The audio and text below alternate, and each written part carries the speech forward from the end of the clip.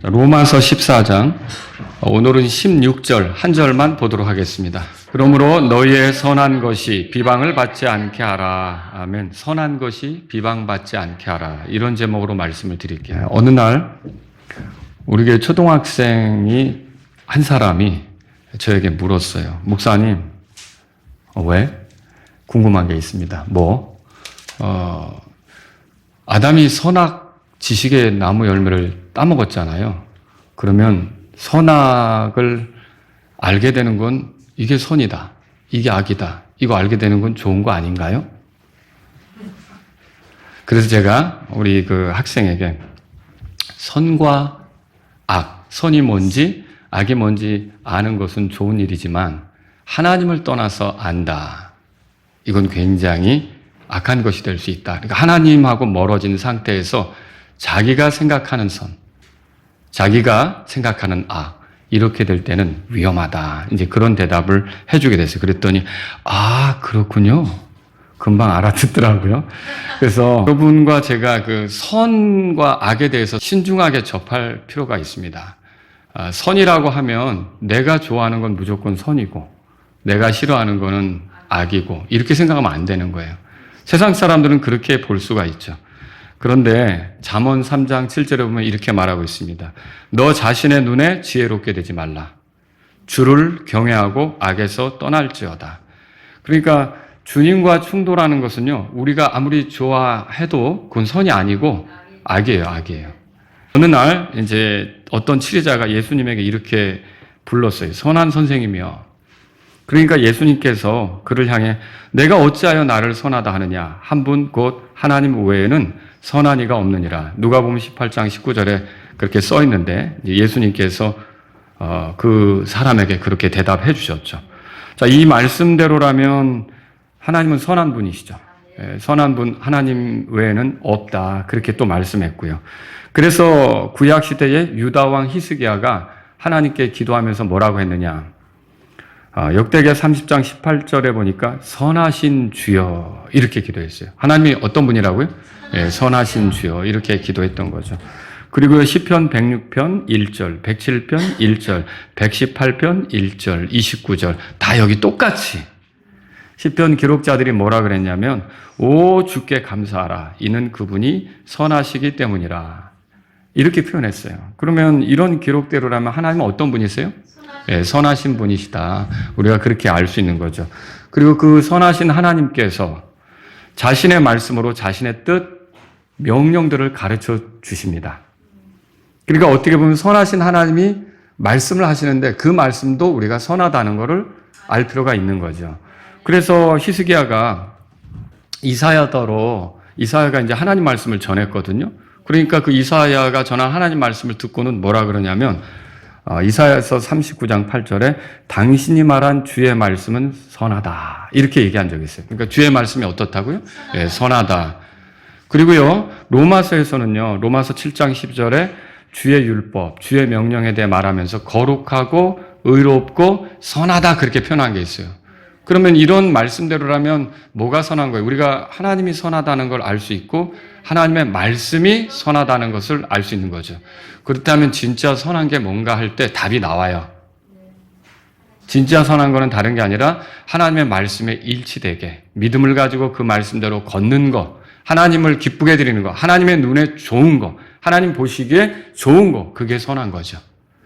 여러분, 그래서 잠언 20장 6절에 이렇게 써 있어요. 대부분의 사람들이 저마다 자기의 선함을 외치려니와 누가 신실한 사람을 찾을 수 있으려. 아니, 선한 사람, 선함에 대해서 얘기해 놓고 신실한 사람 얘기를 해요. 신실하다는 게 뭐예요?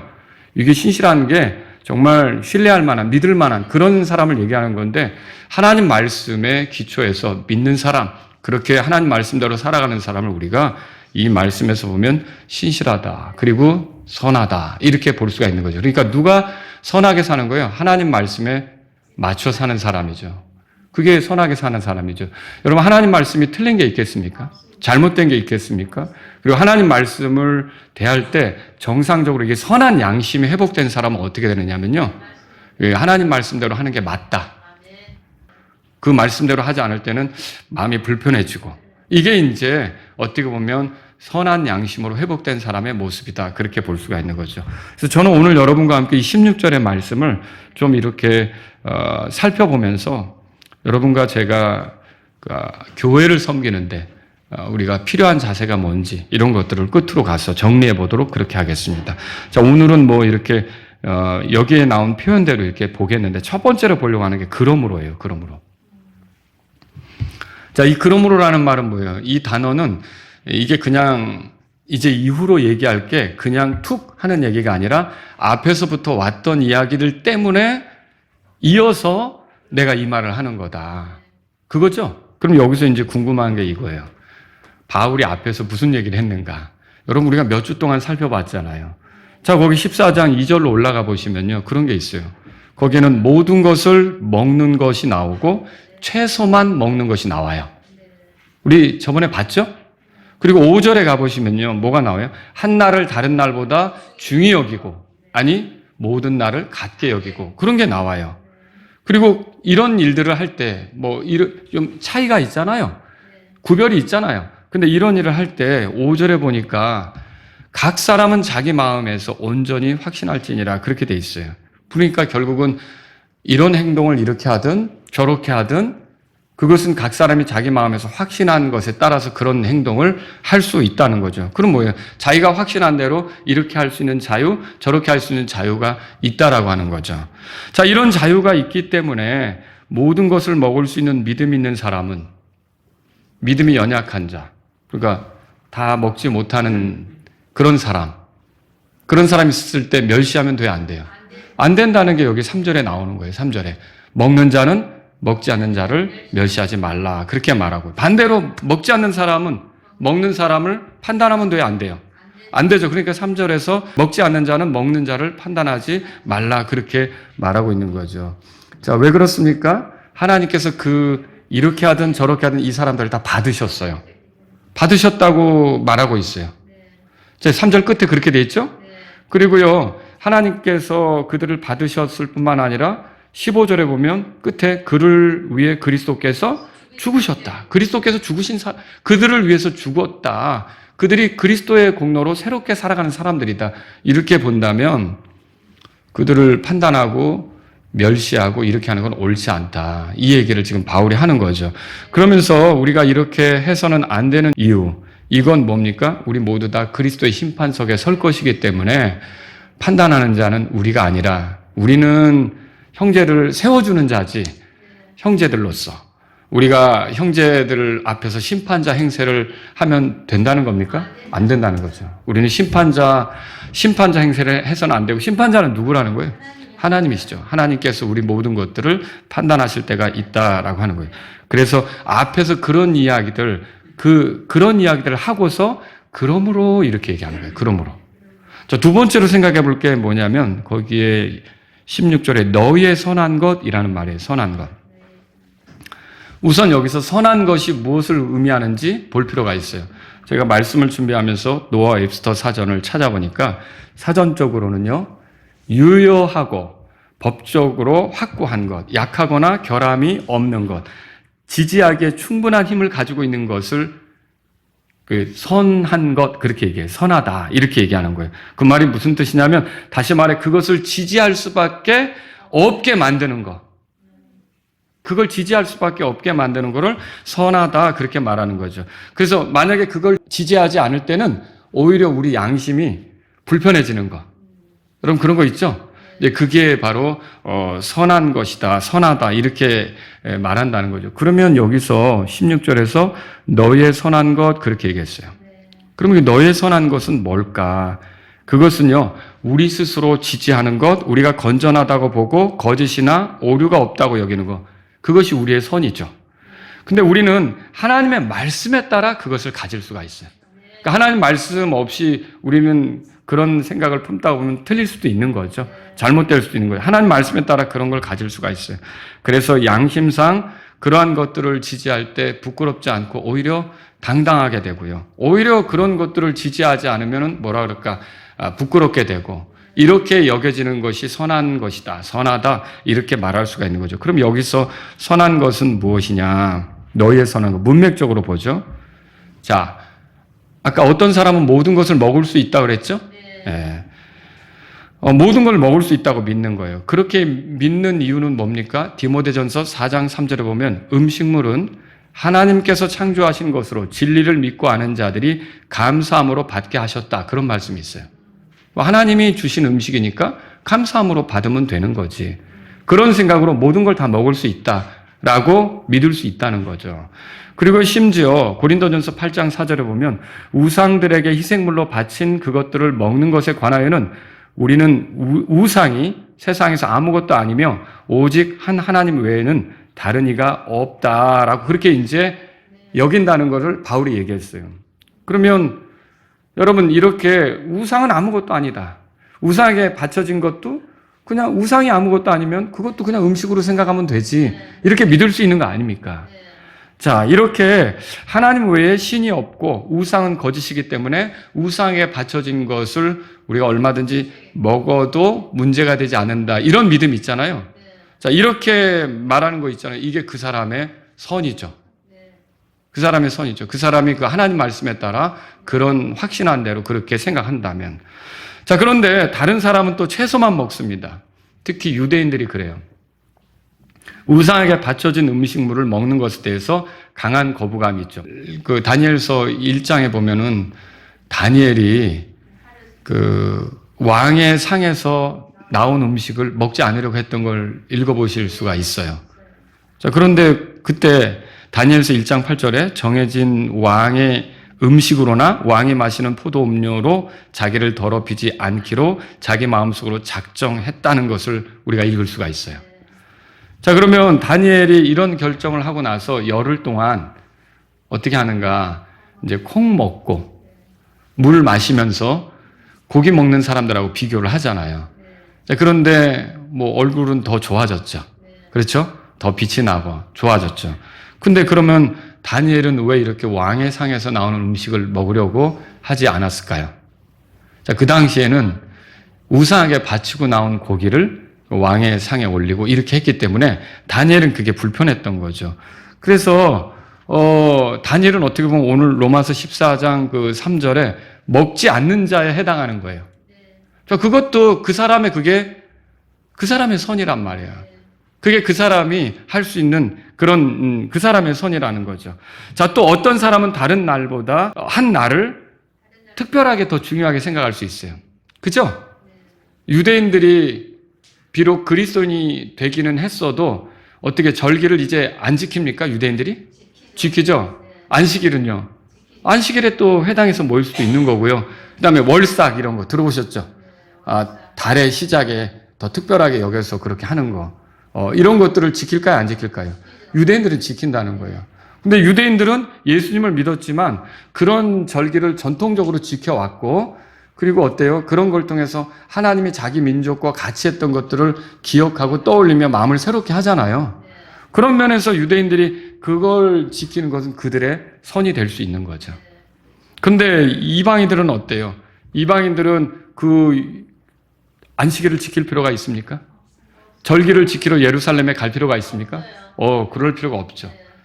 그러니까 이 이방인들은 그냥 특별한 날이 따로 없고 모든 날이 내가 그리스도 안에서 구원받았고 새로운 생명을 얻었으니 이전과는 다르게 살 수 있다는 것 자체만으로도 내가 죄 아래에서 이렇게 살아갔던 그것과 다르게 이후로 이 날들을 주님을 위해 살아갈 수 있다는 것 자체만으로도 모든 날이 나에게는 값지다, 의미 있다, 귀하다 이렇게 생각하며 살아갈 수가 있는 거죠.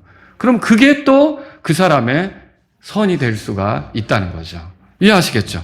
그래서 여러분 각자 이렇게 어떻게 보면 자기가 확신한 대로 이게 나에게 선이다. 우리가 뭐 최선이다라고 얘기할 수도 있겠죠. 그런 식으로 이렇게 선이라고 생각하며 갈 수가 있다는 거죠. 그러면 이때 자기가 생각한 그 선으로 나처럼 하지 않는 사람을 이렇게 멸시하거나 혹은 판단하거나 무시하는 것은 과연 적절한 건가? 이렇게 될 때는 이제 우리가 세 번째로 살펴보려고 하는데 비방받는 일이 생길 수가 있다는 거예요. 여러분 그리스도인들끼리 서로 이건 아니냐 저건 올라 막 이렇게 싸운다 그러면 세상에서 볼 때는 어떨까요? 지들끼리 이게 틀렸다고 그러고 저게 맞았다고 그러고 손가락질 하겠죠. 그래서 세 번째로 생각할 게 여기 16절에 보세요. 너희의 선한 것이 뭐라고 돼 있어요? 비방을 받지 않게 하라 그거예요. 이 비방은 악하게 말하는 걸 얘기해요. 비방은 좋은 덕목이 아니에요. 그리스도인들 간에 비방이 있으면 돼요? 안 돼요? 안 되는 거죠. 그럼에도 불구하고 그리스도인들이 비방을 들을 수가 있나요? 네, 주님의 이름으로 살다가 세상으로부터 비방을 들을 수가 있어요. 그래서 베드로전서 4장 14절에 너희가 그리스도 이름으로 인해 비방을 받으면 너희는 행복한 자로다 이렇게 썼어요. 그 왜 행복할까요? 우리가 비방당한 것에 대해서 주님이 어느 날 이제 드러나게 갚아주실 수가 있기 때문에 그렇죠. 예수님은 비방받은 적이 없습니까?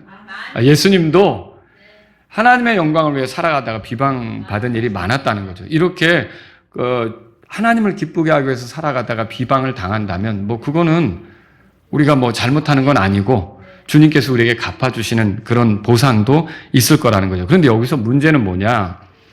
우리의 선한 것이 우리의 그리스도인들, 우리의 지체들을 근심시키는 거예요. 지금 그 위에 나온 것처럼 15절에 그러나 만일 내 형제가 내 음식으로 인해 뭐라고 돼 있어요? 근심하게 되면 그런 거죠. 그리고 또 중간에 내 음식물로 그를 뭐라고 돼 있죠? 망하게 하지 말라. 그렇게 돼 있어요. 그러니까 이렇게 해서 내가 그 사람을 실족시키고 또 그 사람을 근심시키고 여러분 이렇게 되면 관계는 깨져버리거든요. 그렇지 않습니까? 누군가를 실망시키고 근심시키고 이렇게 하면 서로 간의 신뢰관계가 깨져버리게 되는 거죠. 그럼 이렇게 깨져버렸을 때 서로 등 돌리고 서로 적대시하고 이렇게 되면 세상에서 볼 때 그거를 좋게 볼 수가 있겠습니까? 절대 그렇지 않죠. 저 사람들은 그리스도를 따른다고 하는데 다 생각이 틀려가지고 지들끼리 맨날 싸우고 또 이쪽은 실망하고 이쪽은 또 근심하고 막 난리가 아니야. 여러분 이게 비방을 받겠죠. 이렇게 되지 않도록 하라는 것을 지금 여기서 우리가 발견하게 되는 거죠. 우리는 여기서 아주 중요한 진리를 배우게 돼요. 나름 선하게 생각하는 일이라도 비방받지 않게 해야 된다는 거죠. 나름 확신한 대로 걷는다 해도 그렇게 해서 내 형제를 실족시키거나 혹은 내 형제를 근심시키거나 이렇게 하면 안 된다는 거죠. 음식물에 대한 나만의 확신이 있을 수 있죠. 그런데 내가 그렇게 하면서 그렇지 않은 사람에 대해서 비방하고 무시한다. 멸시한다. 그렇게 되면 그거는 밖에서 볼 때 어떨까요? 그 좋은 모습이 아니라는 거죠. 그 교회가 자기들끼리 싸우네. 여러분 너희가 서로 사랑할 때 이로써 세상이 너희가 내 제자인 줄 알게 된다고 예수님 말씀하신 적 있잖아요. 그런데 우리끼리 서로 다툰다. 그리고 서로 토라져서 있다. 자기가 잘났다 그래. 자기가 잘 믿는다고 생각해. 이렇게 등 돌리고 있다. 그러면 어떻게 되느냐? 결국은 세상이 우리를 비방할 수밖에 없다는 거죠. 그런 일이 있으면 된다는 겁니까? 안 된다는 거죠. 사도행전 15장으로 가보세요. 이거는 이제 성경을 보면서 여러분에게 소개할게요. 사도행전 15장. 자. 여기 사도행전 15장에서는요, 사도들과 장로들이 예루살렘에 모여 회의하는 모습이 기록되어 있어요. 자, 그런데 이들이 회의하게 된 이유가 뭐냐? 자, 여기 이제 안디옥, 이방인 교회죠, 어떻게 보면. 근데 유대로부터 온 어떤 성경 교사가 이방인 중에, 믿어서 구원받으려고 하는 사람이 있다면 모세의 관례대로 할례를 줘야 된다. 여러분, 이거 맞아요? 아니죠. 이렇게 가르치는 사람이 있었던 거예요. 15장 1절에 그렇게 나와요. 너희가 모세의 관례대로 할례를 받지 아니하면 너희가 구원을 받지 못하라. 그런 식으로 가르치는 사람이 있었다는 거죠. 그래서 이 문제가 정말 올바른 거냐? 이렇게 하기 위해서 예루살렘에 사도들과 장로들이 모이게 된 거예요. 거기 바울도 올라갔고, 그렇죠. 바나바도 올라갔을 거고, 베드로도 모이고, 다 모였던 거예요. 모였는데, 논쟁이 있었어요. 거기서. 야, 이게 맞다, 이렇게 열띤 논쟁이 있은 뒤에 7절에 보시면요. 베드로가 일어나서 그들에게 뭐라고 말하느냐. 형제들이여, 너희도 아노니, 곧 매우 오래전에 하나님께서 우리 중에서 나를 택하셔서 내 입을 통해 이방인들로 하여금 복음의 말씀을 듣고 믿게 하셨느니라. 자, 이건 뭐에 대한 얘기죠? 오래전에 이방인들에게 복음을 전했다고 했는데 이게 뭐에 대한 얘기입니까? 누구에게 전한 얘기예요? 고넬료에게 전한 얘기죠. 고넬료의 친족, 친구, 이렇게 모여있는 가운데 고넬료에게 복음을 전했잖아요. 그걸 지금 베드로가 얘기하는 거예요. 내가 아주 오래전에 그런 일이 있었다. 내가 그 가이사랴에 있는 그 이방인에게 가서 말하자면 거기에 있는 고넬료와 그의 친구들, 친족들에게 내가 복음을 전한 일이 있었다. 그 얘기를 여기서 하는 거죠. 그러면서 그때 그들이 믿게 되었을 때 내가 그들이 모세의 관례대로 할례를 받아야 된다고 그들에게 할례를 줬냐? 줬어요, 안 줬어요? 안 줬죠. 안 줬어요. 그런데 할례를 받지 않았는데도 성령님이 그들에게 임했죠. 예, 그들에게 임했고 오히려 준 것이 있다면 그들이 믿었기 때문에 침례는 줬어요. 알겠죠? 그렇게 침례를 준 거예요. 자, 그런데 보세요. 8절에 계속 베드로가 하는 말이 이거예요. 8절, 9절 우리 같이 읽어보죠. 또 마음을 아시는 하나님께서는 그분께서 우리에게 하신 것과 같이 그들에게 증언하심으로 그들에게 성령님을 주셨느니라. 또한 그들이 마음을 믿음으로 정결하게 하시고 우리와 그들 사이에 아무 차별도 두지 아니하셨느니라. 그러니까 그 이방인 고넬료와 그 고넬료의 친구들, 친족들이 예수님을 믿게 되는 그 과정에 그들에게 성령님을 주시는데 유대인들은 애당초 할례를 받았잖아요. 그러니까 유대인들은 할례를 받은 상태니까 이제 성령님이 임하셨는데 유대인들은 그렇게 했다고 치고 이방인들은 보니까 아직 할례를 안 받은 상태라 성령님을 주시는데 머뭇거리다가 할례 받은 다음에 줄게. 이렇게 했나요? 아니에요. 할례를 받지 않았어도 성령님이 그들에게 믿을 때 임하셨다는 거죠. 그러니까 그들과 우리에게 차별 없이 믿었을 때 성령님을 임하게 하셨다는 거죠. 그래서 10절, 11절 마저 읽겠습니다. 다 같이. 그런데 이제 너희가 어찌하여 하나님을 시험하여 우리 조상들이나 우리도 능히 매지 못하던 멍에를 제자들의 목에 두려워하느냐. 오직 우리는 그들과 똑같이 주 예수 그리스도의 은혜를 통해 구원받는다는 것을 믿노라 하더라. 자, 이게 무슨 말입니까? 그러면 유대인들은 구원을 받는 데 있어서 율법을 지켜서 구원받은 거냐? 맞아요? 아니죠. 자, 유대인 중에 율법을 완벽하게 지킬 수 있는 사람이 있을까요? 없죠. 만약 그렇다면 예수님이 오실 필요가 없죠. 네가 지켜서 구원받아 그러면 되니까.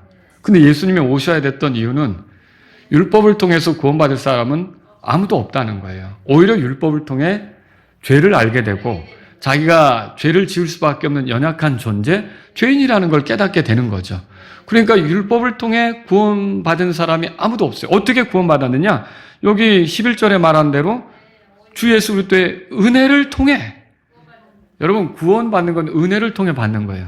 은혜는 뭐예요? 자격이 안 되지만 값없이 베풀어주는 호의 아닙니까?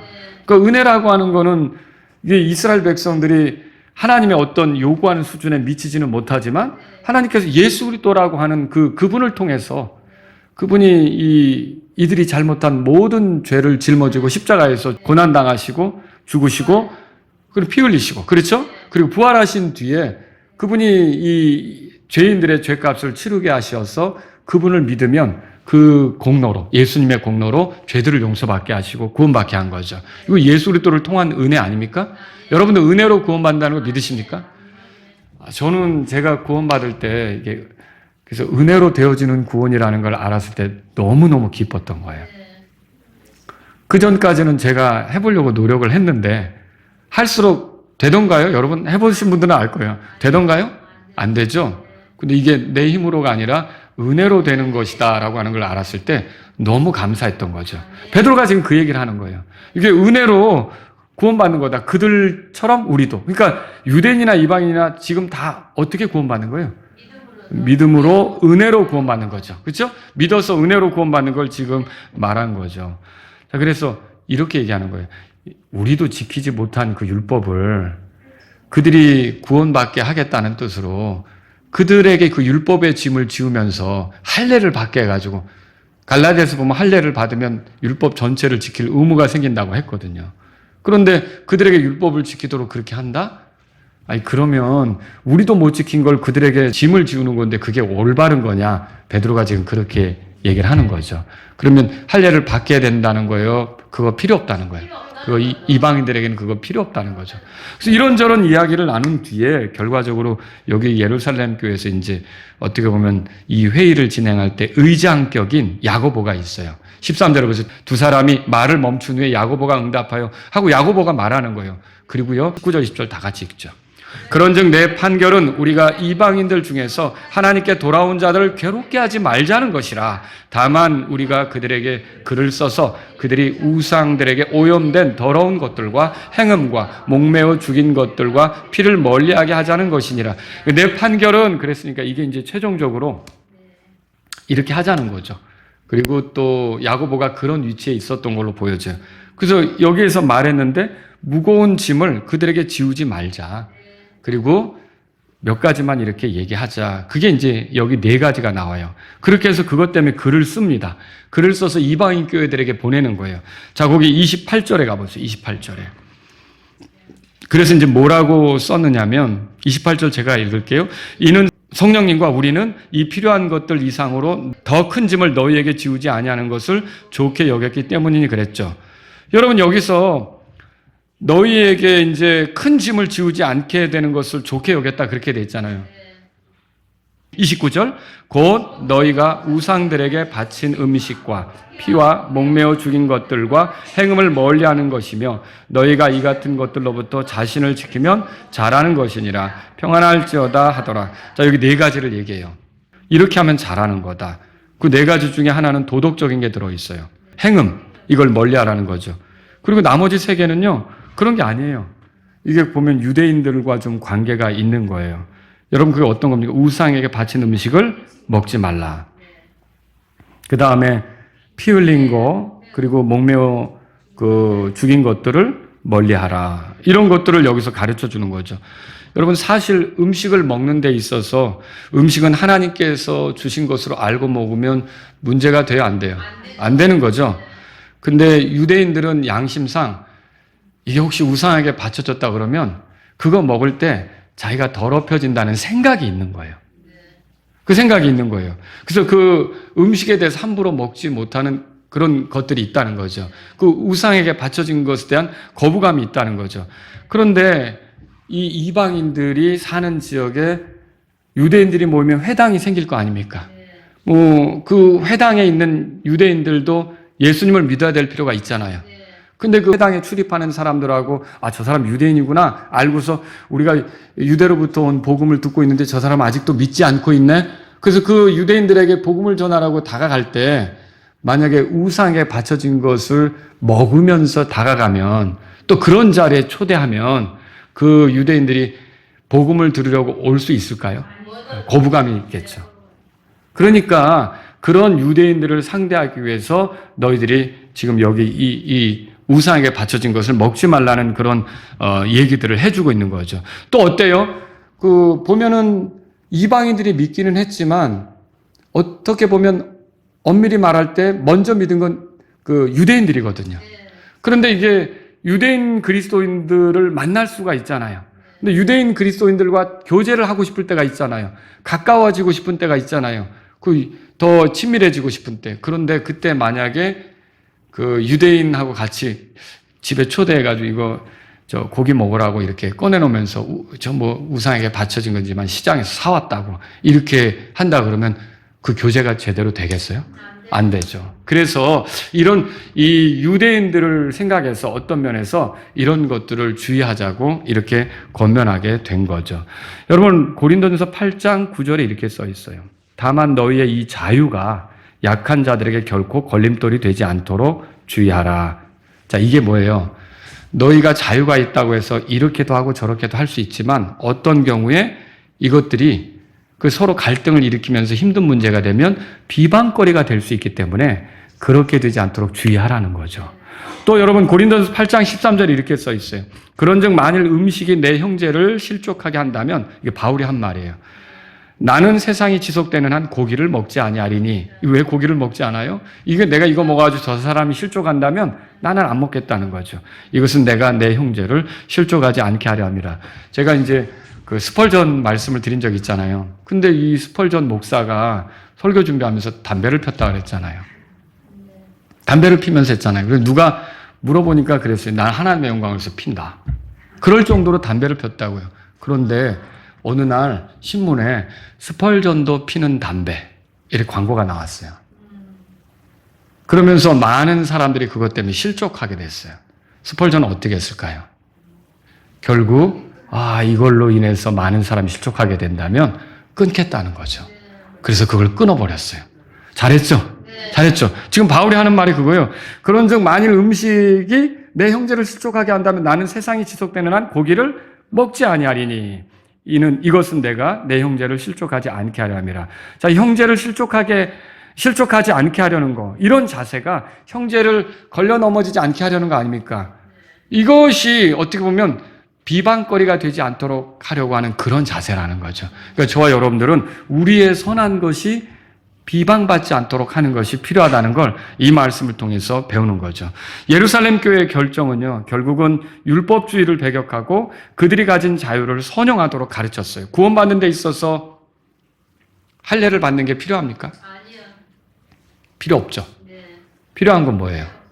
그냥 예수 그리스도가 우리를 대신해서 죽으셨고 부활하셨다. 네. 그분이 나의 구원자로서 네. 피 흘리셔서 내 모든 죄에서 나를 정결하게 하신다. 그 사실만, 그리고 예수님이 내 구주시고 나를 위한 주님이시다, 이렇게 믿는다면 그 사람은 구원받는 거죠. 네.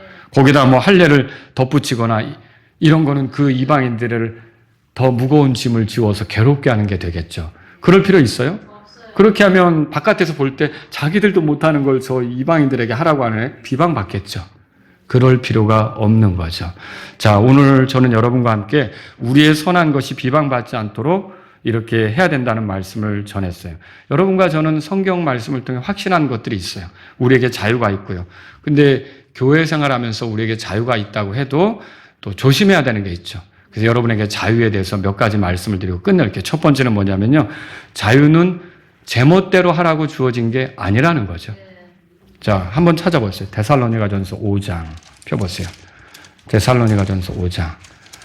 그래서 여러분이 내가 교회 가고 싶으면 가고, 안 가고 싶으면 가고, 내 자유지 뭐. 우리는 다른 사람도 생각할 수 있어야 되는 거예요.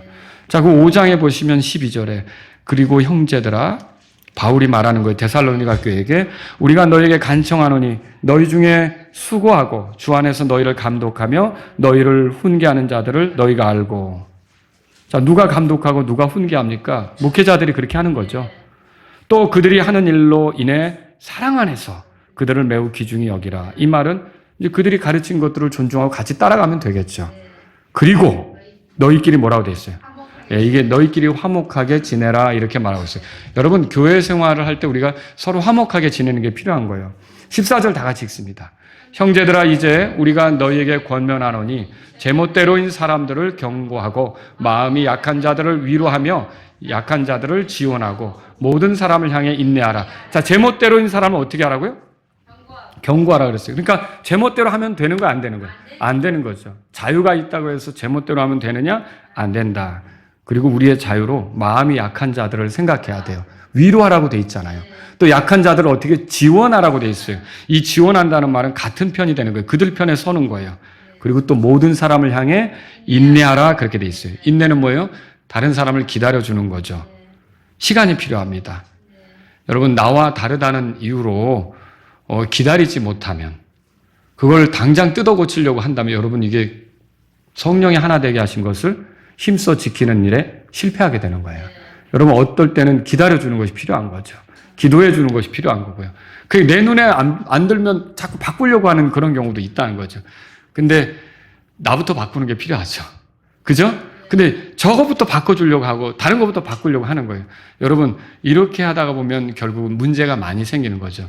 여러분과 저는요, 우리에게 자유가 있다고 해도 우리 멋대로 하는 게 아니라는 걸 알고 오히려 주님을 의지하면서 기다리는 것도 필요하다는 걸 배울 필요가 있습니다. 두 번째로요, 자유는 다른 사람에게 걸림돌이 되라고 주어지지 않았습니다. 아까 읽었던 말씀인데 고린도전서 8장 9절에 다만 너희의 이 자유가 약한 자들에게 결코 걸림돌이 되지 않도록 주의하라, 그렇게 돼 있어요. 자, 자유가 있어도 혹시 그 일로 약한 자들이 실족하지 않도록 주의하라는 거예요. 지식은 우쭐대게 하지만 사랑은 세워준다고 돼 있죠. 여러분이 읽어봤을 거예요. 자, 우리는 우쭐대기 위해서 배우는 게 아니에요. 저는 이게 우리 독립침례교회 안에서 성경을 많이 알고 배우는 건 좋은데 잘못하면 이게 그 하나의 뭐라 그럴까, 지식을 알면서 내가 뭔가 이렇게 영역을 넓혀가는 그런 어떤 희열? 이런 거를 느끼긴 하는데 이게 사랑으로 이 배우는 것들을 사용하지 않는다면 여러분 어떻게 될까요? 우쭐대기만 한다는 거예요. 지식은 우쭐대게 해요.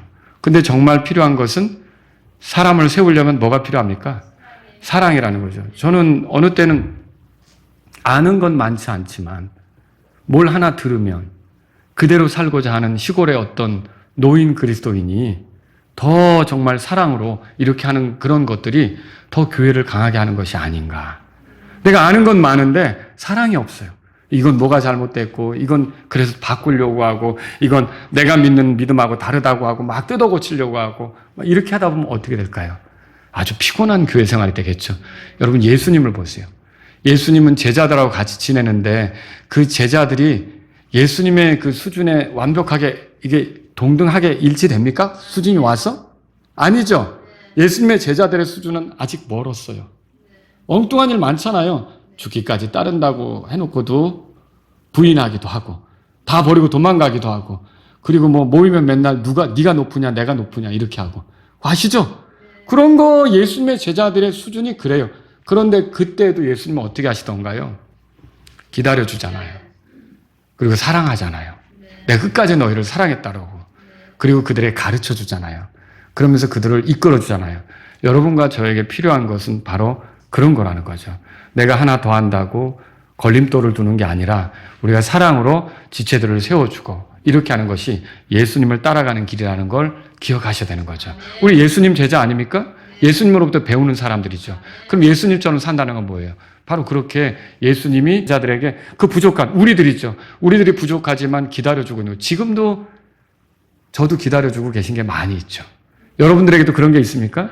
그럼 우리가 서로에 대해서 그렇게 기도하고 기다려주고 지속적으로 우리가 이끌어주려고 하고, 아까 약한 자들에게 위로해 주라고 하고 지지해 주라고 그러고, 이렇게 그 후원하는 것처럼 지원하는 것처럼 그 편이 되라고 하고, 이런 말씀들 우리가 가볍게 생각하면 안 된다는 거죠. 세 번째로요, 자유는 육신대로 해보라고 주어지지 않았다는 거죠. 갈라디아서 가보세요. 갈라디아서 5장 보세요.